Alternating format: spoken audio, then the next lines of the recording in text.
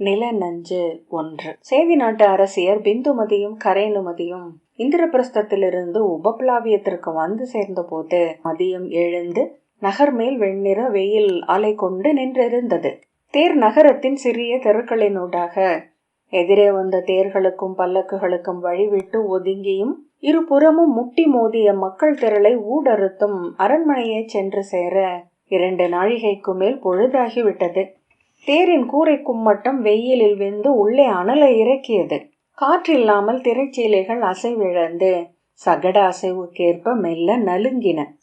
கரேனுமதி மயில் இறகு விசிறியால் வீசிக்கொண்டு வாயை குவித்து காற்றை ஊதினாள். வியர்வை வழியே அமர்ந்திருந்த பிந்துமதி திரைச்சீலையை சற்றே விலக்கி சாலையில் நிறைந்த மக்களை பார்த்தாள். ஏன் இத்தனை நெரிசல் என்று அவள் திரும்பாமலேயே கேட்டாள். கரேனுமதி மறுமொழி கூறவில்லை. மிகச் சிறிய நகர், அதற்கு பொருந்தாத பலர் நகருக்குள் புதிதாக வந்து நிறைந்திருக்கிறார்கள் போலும் என்றாள் பிந்துமதி. கரேனுமதி, தெற்கு இறங்கும் தோறும் வெம்மை மிகுகிறது. இந்திரபிரஸ்தத்தில் இருந்து நாம் பெரிய தேர்களில் கிளம்பி இருக்க வேண்டும். இந்த சிறு தேரே விரைவு மிக்கது என்று சொன்னதை நம்பிவிட்டோம். பிந்துமதி சாளரம் வழியாக நோக்கி, இங்கே முகங்களில் ஒருமையே இல்லை கரேனுமதி. படைப்பிரிவுகளை விராடபுரிக்குள்ளும் எந்த நாட்டுக்கும் உரித்தல்லாத பொது காட்டு நிலங்களிலும் தான் திரட்டி கொண்டிருக்கிறார்கள். ஆயினும் இந்நகருக்குள் படைத்தலைவர்களும் ஒற்றர்களும் படை சிற்பிகளும் பிறரும் வருவதை தடுக்க இயலாது.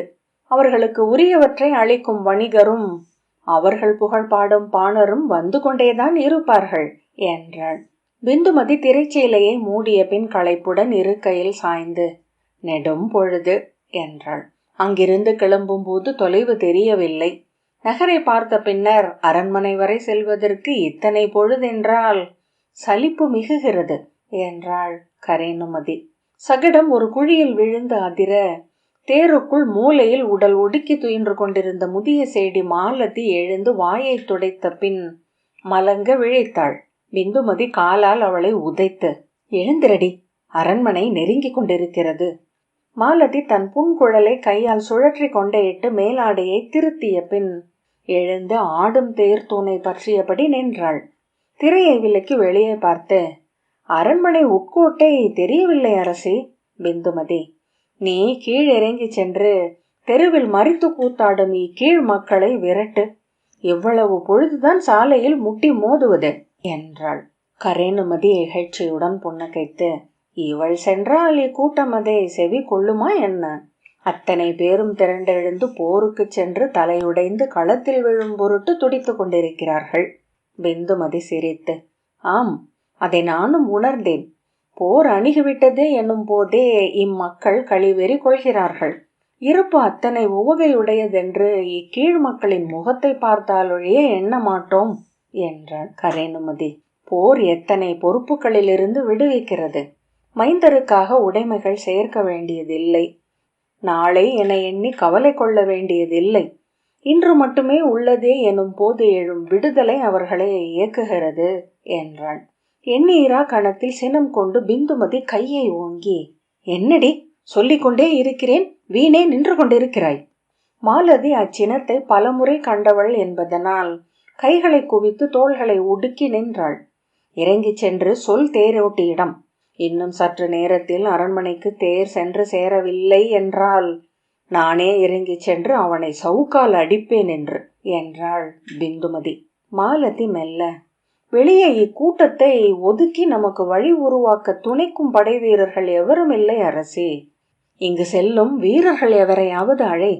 அதையும் நான் உனக்கு சொல்ல வேண்டுமா என்று பிந்துமதி பற்களை கடித்தபடி சொன்னாள். மாலதி திரையை விலக்கி தலையை வெளியே நீட்டி எட்டி பார்த்தாள். அங்கு வேலுடன் சென்று கொண்டிருந்த 4 வீரர்களில் ஒருவனை கைத்தட்டி அழைத்து, ஒரு சொல் கேளும் வீரரே, பாண்டவர்களின் அரசியர் உள்ளே இருக்கிறார்கள். அவர்கள் அரண்மனைக்கு செல்ல வேண்டும். இத்திரளை விலக்கி வழி அமைத்து கொடுங்கள் என்றான். அவன் முகம் சொருங்க, எந்த நாட்டரசி? சேதி நாட்டரசியர் கரேனுமதியும் பிந்துமதியும் என்றாள் மாலதி. அவன் தன் அருகே நின்ற பிற வீரனை பார்த்துவிட்டு, நாங்கள் அவர்களை கேள்விப்பட்டதே இல்லை, லட்சினை என ஏதுமுள்ளதா என்றான். சேடி திரும்பி பிந்துமதியை பார்க்க பிந்துமதி திரையை விலக்கி அவனை நோக்கி, மூடா, இச்சொற்களுக்காக உன்னை அரண்மனைக்கு சென்றதுமே கழுவேற்றுவேன். அறிவிலி, உன்னிடம் நான் யார் என்று நிறுவ வேண்டுமா? அவள் கொண்ட சினம் வீரர்களை குழம்பச் செய்தது. தாங்கள் அரசி என்பதை இந்த சொற்களிலிருந்து புரிந்து கொள்கிறோம். இளைய மக்கள் இப்படி சொல்ல மாட்டார்கள். இதோ வழி உருவாக்குகிறோம் என்று சொன்ன முதிய வீரன் பிரிதொருவனின் தோளை தட்டியபடி முன்னால் சென்றான். அறிவிலி, அவனுக்கு நற்சொல் புரியவில்லை. சவுக்குகளால் மட்டுமே ஏவப்படும் விலங்கு என்றபடி பிந்துமதி சாய்ந்து அமர்ந்தாள். கரேனுமதி, அவன் உன்னை ஏளனம் செய்துவிட்டு போகிறான். யார் என்றாள் அவள். அவன் என்ன சொன்னான் என நீ செவி கொள்ளவில்லையா என்றாள் கரேனுமதி. கேட்டேனே, நான் அரசி என்று தெரிகிறது என்றல்லவா சொன்னான் என்றாள் பிந்துமதி. கரேனுமதி புன்னகைத்து வெறுமனே அமர்ந்திருந்தாள். பிந்துமதி, இவர்கள் விராடபுரியின் வீரர்கள் என்று எண்ணுகின்றேன். நம்மை முன்னர் அறிந்திருக்கவில்லை. கரேனுமதி மறுமொழி சொல்லாததை உணர்ந்து, விராடர்கள் நிஷாத குலத்திலிருந்து எழுந்தவர்கள். முறைமையும் நெறிகளும் இன்னும் முழுதுருவாகாத நாடு அது என்றாள் பிந்துமதி. கரேனுமதி, அக்குடியில் பிறந்த அரச மகளே இந்திரபிரஸ்தத்தின் அரியணையில் நாளை அமரப்போகும் மைந்தனை பெறவிருக்கிறாள் என்றாள். பிந்துமதி இதழ் சுளித்து, உகந்ததே, இங்கிருந்து மைந்தனென எழுந்து அவளை மணந்த இளவரசன் நற்குருதியனா என்ன? யாதவர்கள் என்றைக்கு சத்திரியர்களாக ஆனார்கள்? இருவரும் ஒருவரை ஒருவர் விழி தொட்டு விலக்கி கொண்டனர். அசைவுகளால் ஒருவர் சினத்தை பிரிதொருவர் தூண்டுவது அவர்களின் வழி என்பதனால் ஒவ்வொருவரும் பிறரை அதன் பொருட்டே விழி நாடினர். ஆனால் அவனை நம் குடியில் நிகரற்ற வீரன் என்று சொல்கிறார்கள். பிந்துமதி, களத்தில் வென்று எதிரியின் தலை கொண்டு வந்தவன் அல்லவா? நன்று, அவன் களம் வென்றிருக்கிறான் என்றாள் கரேனுமதி. பிந்துமதி, ஐம்படை தாலியுடன் சென்று வென்று வந்த கதைகளா? அவற்றை சூதர் நம்மிடம் சொல்ல மாட்டார்கள். 5 மடங்கு படைகளுடன் கூண்டு தேரில் குழந்தை வைத்து அனுப்பி கைதேரா சிறுவேந்தரை களத்தில் வென்று கதைகளை உருவாக்கினார்கள். ஆற்றல் இருந்தால் விதர்ப்பத்திற்கு அனுப்பி ருக்மியை வென்று வர சொல்லலாமே. மைந்தன் புகழில் எவருக்கும் ஐயம் இருந்திருக்காதே. அவன் பானாசுரனை வென்றான் என்றாள் கரேனுமதி. ஆம், துணைக்கு இளைய யாதவரும் சாத்தியகியும் பிரத்யும்னனும் இருந்தனர் என்றாள் பிந்துமதி. தந்தை அம்பெடுத்து கொடுத்து வில்லையும் தாங்கினால் அவன் இந்திரனையும் வெல்வான். கரேனுமதி சிரிப்பை வாய்க்குள் அடக்கியபடி, பயிற்சி களத்தில் அவன் இலக்குகள் பிழைப்பட்டதே இல்லை என்கிறார்கள். யார் சொல்கிறார்கள் என்றாள் பிந்துமதி. அவனுக்கு பயிற்சி அளித்தவர்கள் என்றாள் கரேனுமதி. மக்கள் சொல்கிறார்களா என்றாள் பிந்துமதி. அரசன் என்பவன் படைக்கலங்களுடன் சென்று எதிரியை வென்று மேல்பவன். களிக்களத்தில் நின்று வானில் செல்லும் பறவைகளின் இறகுகளை வீழ்த்தி மகிழும் சிறுவன் அல்ல. அவ்வாறல்ல, அவன் கூர்த்திறன் கொண்டவனே என்றாள் கரேனுமதி. யாதவர்களுக்கு இலக்கு தேர்திறன் மிகுதி. வளைதடியை வீசி பழங்களை உதிர்த்து பழகிய கைகள், உணவுக்கென பறவைகளை வீழ்த்தி தேர்ந்த கண்கள். பிந்துமதி, போர் என்பது பெரிதொன்று. எதிரி முன் நிலை தடுமாறாத உள்ளமும் பயிற்சி மறவாத உடலும் கொண்டிருத்தல் அது. அதற்கு தூய குருதி வேண்டும் என்றாள். இவற்றையெல்லாம் நாம் எந்த அவையில் சொல்லப் போகிறோம்? இந்த தேர் சதுரத்துக்குள் அல்லாமல் என்றாள் கரேனுமதி. சொல்லும் தருணம் வாய்க்கும், அப்போது சொல்வோம் என்று பிந்துமதி சொன்னாள். இருவரும் வெறுப்பில் உறைந்த முகத்துடன் அமைதியாக இருந்தனர். பின்னர் பிந்துமதி இகழ்ச்சியுடன் இதழ் வளைத்து, அவன் என்ன தன் அரசியுடன் 6 ஆண்டு காலம் கொஞ்சி மகிழ்ந்து விட்டா துவாரகைக்கு சென்றான்? பற்ற வைத்து செல்வதற்கு அவனிடம் இருப்பதென்ன கொள்ளிக்கட்டையா என்றாள். இது நாம் பேச வேண்டியதல்ல என்று சொன்னாள் கரேனுமதி. ஆனால் அவள் முகத்தில் ஒரு வஞ்ச புன்னகை இருந்தது. நாம் பேசாவிட்டால் நம் எதிரிகள் பேசுவார்கள். நாளை இந்திரபிரஸ்தத்தின் அரியணையில் அவள் பெரும் மைந்தன் அமர்வான் என்றால் அவன் குருதியின் மெய் என்ன என்ற வினாவே முதன்மையாக எழும். சூதர் கண் தொடாத இடம் ஏதும் மண்ணில் இல்லை கரேனுமதி. அதை இப்போது நாம் பேசினால் காழ்ப்பென்றே எண்ணுவார்கள். காழ்ப்பேதான். அரச குடியினருக்கு அல்லாதவரை காணுகையில் எழும் ஒவ்வாமை இது. ஏனெனில் இந்த நிலம் சத்திரியர்களால் உருவாக்கப்பட்டது. வேலையிட்டு காத்து பயிர் மேலெழும் போது அறுவடைக்கு சத்திரிய மாற்றூறு கொண்டு வந்தவர்கள் எந்த யாதவரும் நிஷாதரும் கிராதரும் பிறரும் அவர்களை வென்றழிப்பதே சத்திரிய அறம். அதை நூல்கள் தெளிவாகவே சொல்கின்றன. பிந்துமதி: அதற்கு நம் மைந்தர் தங்களை சத்திரியர் என்று உணர வேண்டும் அல்லவா? அவர்களும் வழி தூய்மை கொண்டவர்கள் அல்ல என்று கரேனுமதி ஓங்கிய குரலில் சொன்னாள். எப்போது இவர்களுக்கு நாம் அரசியரானோமோ அப்போதே திரிந்த குருதியை ஏந்தும் கலங்களாகிவிட்டோம். குருதி தூய்மை கொண்ட ஒருவன் நம் மைந்தரில் இருந்தானெனில் யாதவ பெண்ணின் மைந்தன் நிஷாத பெண்ணை மணந்து பெறவிருக்கும் குழந்தை அரியணை ஏறுவதை ஏற்று இவ்வண்ணம் அமைந்திருக்க மாட்டான். பிந்துமதி தலை அசைத்தாள். கரேனுமதி பற்களை கடித்து, நன்று, அவர்கள் உடலுக்குள் எங்கோ தாய் வழி மூதாதையர் உறங்கக்கூடும். அவரில் ஒருவர் விழி திறந்தால் கூட சத்திரிய குருதியின் ஆற்றல் என்ன என்று இக்கீழ் மக்களுக்கு காட்டவும் இயலும். வெளியே எட்டி பார்த்த மாலதி: அரண்மனை அணுகுகிறது அரசி, அதை நீ சொல்லித்தான் எங்களுக்கு தெரிய வேண்டும். வெளியே எங்கள் வருகையை அறிவிக்கும் முரசோசையும் சங்கோசையும் கேட்கிறது என்றாள் பிந்துமதி. பிறகு மீண்டும் சினமெழ, உள்ளேயே பார்த்து நிற்காதே இழி மகளே, எங்களை எதிர்கொள்ள முறைமைப்படி தாளங்கள் ஏந்திய செடியரும் இசைச்சூதரும் அந்தனரும் அமைச்சரை சேர்ந்த ஒருவரும் முற்றத்தில் நிற்கிறார்களா என்று நோக்கி கூறு. மாலதி வெளியே பார்த்து, ஆம் அரசே, அமைச்சர் சுரேசர் நின்றிருக்கிறார் என்றாள். அவனா? சொல் திருந்தா இளைஞனாக வந்து அவையில் நின்றிருந்தவன். அக்கையே, அவன் முகத்தை நினைவுறுகிறாயா? வெண்ணிற எலி போல் இருப்பான் என்றாள் பிந்துமதி. ஆனால் இச்சிற்றூருக்கு அவனே அமைச்சன், சிறு சுனைக்கு ஐரை சுறா என்பது போல என்றாள் கரேனுமதி. பிந்துமதி இதழ்கள் வளைத்து புன்னகைத்தாள்.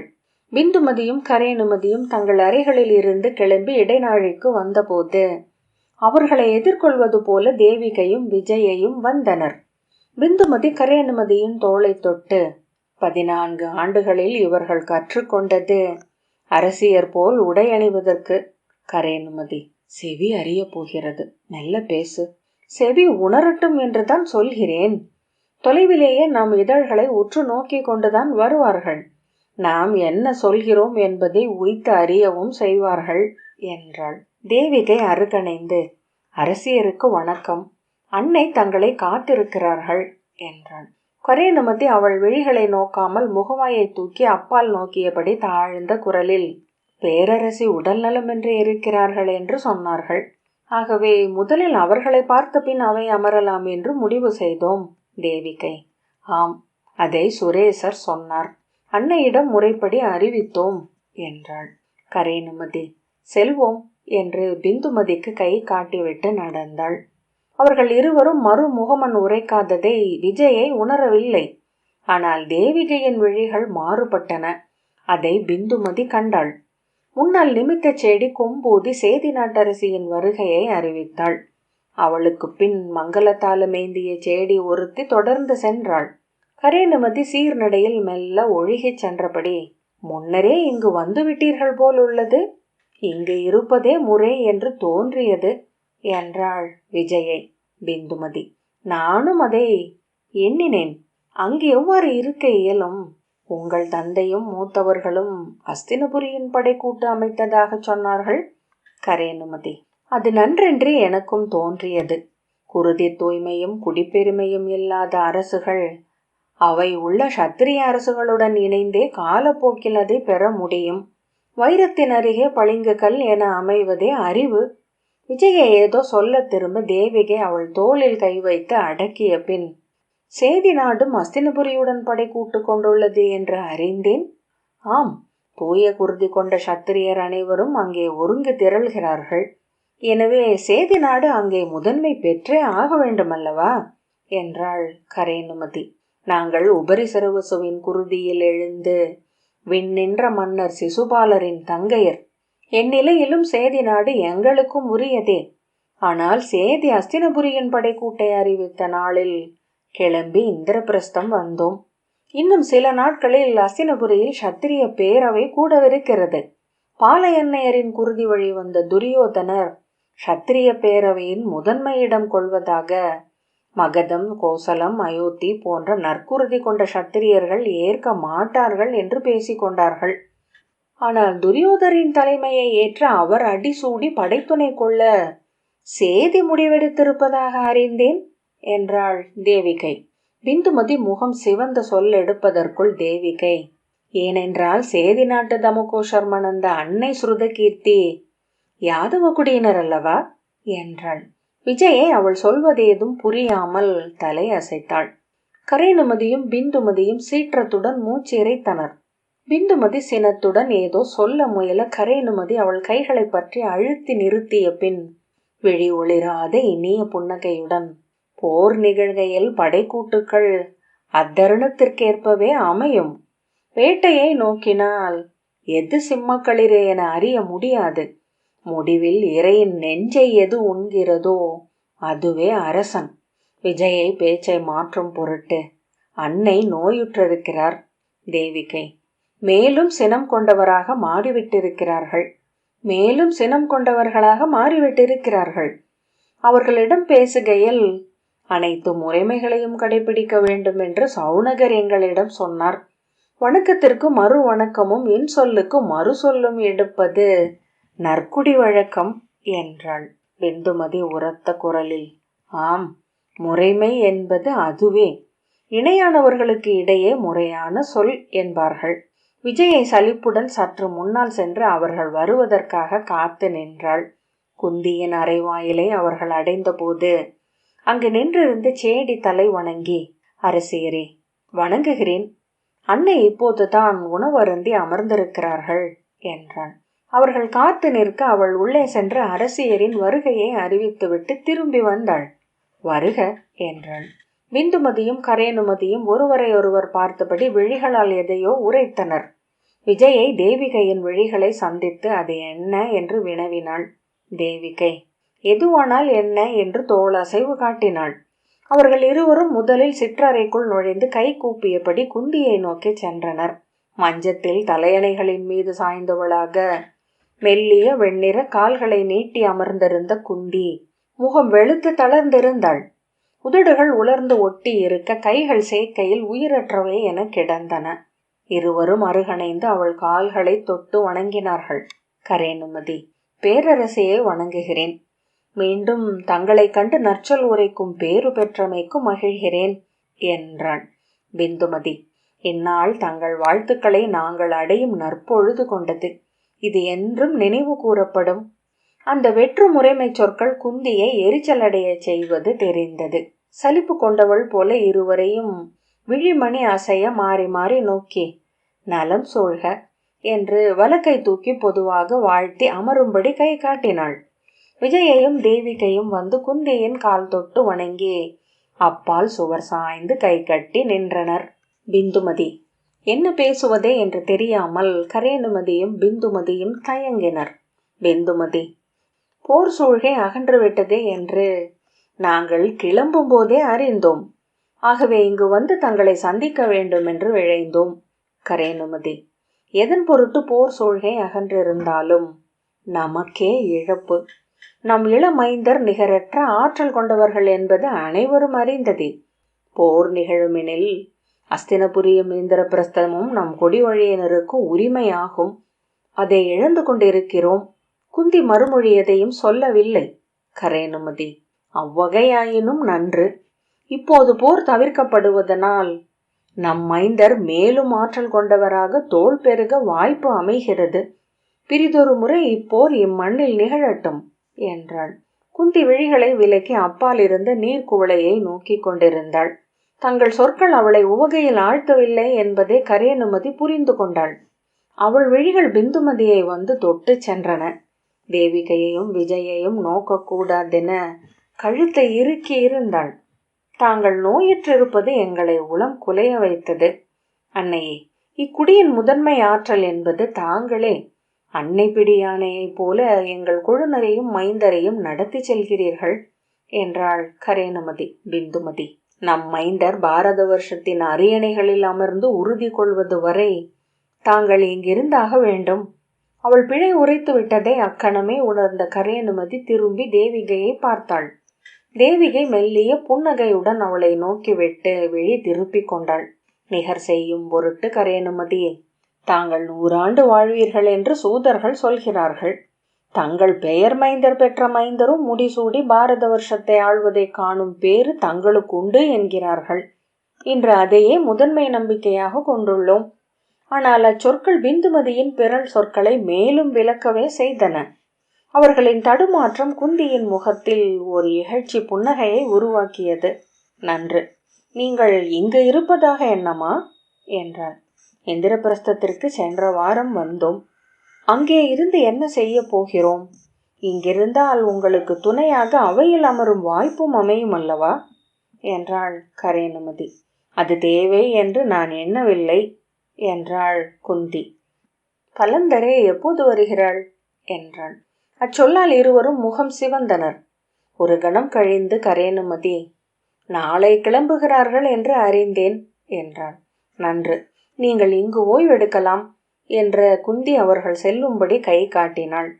கரேனுமதி அக்கை அசைவை கண்டு சினம் கொண்டு பற்களை கடித்த பின் மெல்ல தன்னை தளர்த்தி எழுந்து கொண்டாள். குந்தி அவர்களை நோக்காமல், ஒன்று நினைவு கொள்க, பாண்டவர் எங்கும் பெண் கொடை கொள்ளவில்லை, பெண் வென்று கொணர்ந்திருக்கிறார்கள். எனவே பெண்கள் பாண்டவர்களின் துணைவியர் மட்டும் அல்ல, அடிமைகளும் கூடத்தான். அடிமைகளுக்குள் பூசல் என எதுவும் எப்போதும் எழலாகாது என்றாள். பிந்துமதி அறியாது கரேனுமதியின் கைகளை பற்றி இறுக்கினாள். கரேனுமதி புன்னகையை முகத்தில் விரித்து, ஆம் பேரரசி, அரச முறைமைகள் அனைத்தையும் நாங்கள் முன்னரே கற்று இருக்கிறோம். எங்கள் குடிகளில் முதிரா இளமையிலேயே அக்கல்வியை தொடங்கி விடுவார்கள் என்றாள்.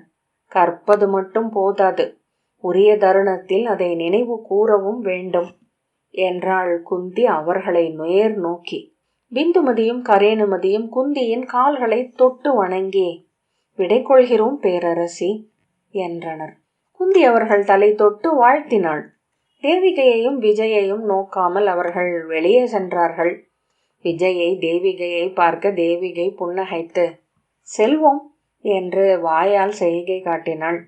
அவர்கள் இருவரும் பிந்துமதியையும் கரேனுமதியையும் தொடர்ந்து வெளியே சென்றனர். குருதிச்சாரல் 32வது அத்தியாயம் இத்துடன் நிறைவு பெற்றது. நன்றி.